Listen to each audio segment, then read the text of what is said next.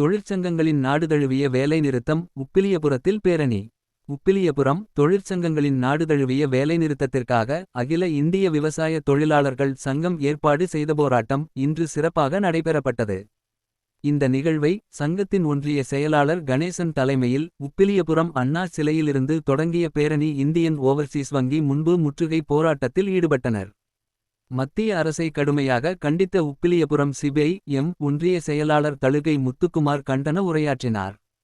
அரசு போக்குவரத்து ஊழியர்கள் சங்கத்தின் அன்பழகன், செந்தில்குமார், ஒன்றிய செயலாளர் துரைராஜ் மற்றும் தலைவர் ரவி ஆகியோர் நிகழ்விற்கு ஆதரவு தெரிவித்து வாழ்த்துரையாற்றினர்.